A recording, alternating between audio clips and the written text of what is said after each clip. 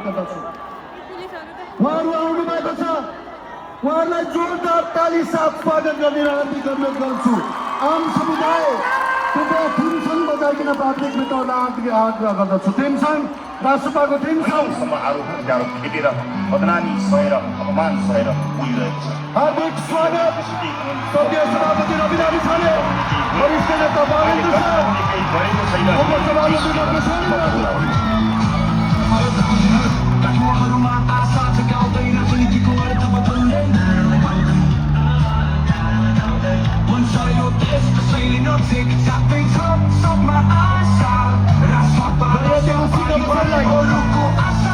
ऐतिहासिक सभालाई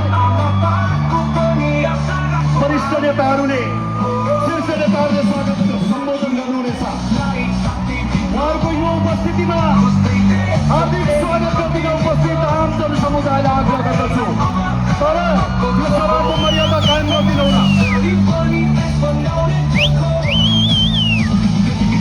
व्यवस्थित रूपमा यो सभालाई अगाडि बढाउनको लागि सहयोग गरिदिनु हुन हार्दिक अनुरोध गर्दछु।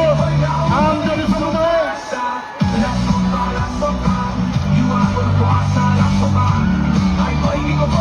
हार्दिक अनुरोध गर्दछु, सभालाई व्यवस्थित रूपमा, भिडलाई नियन्त्रित रूपमा आफ्नो ठाउँबाट यो सभालाई सफल, सभ्य, भव्य बनाउन यहाँहरूको योगदानको अपेक्षा गरेको छु। हार्दिक स्वागत छ राष्ट्रिय स्वतन्त्र पार्टीका सभापति श्रद्धेय रवि लामिछाने, वरिष्ठ नेता बालेन्द्र शाह र अन्य शीर्ष नेताहरूले हार्दिक स्वागत छ।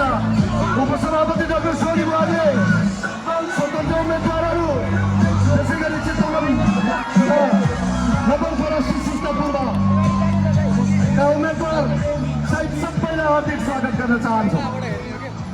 म आसन ग्रहणका लागि हार्दिक आग्रह गर्दछु। सभापति रवि लामिछानेलाई आसन ग्रहणका लागि हार्दिक आग्रह गर्दछु। वरिष्ठ नेता बालेन्द्र शाहलाई आसन ग्रहणका लागि आग्रह गर्दछु। त्यसै गरी उपसभापति डाक्टर सोनी बुवाले आसन ग्रहणका लागि आग्रह गर्दछु।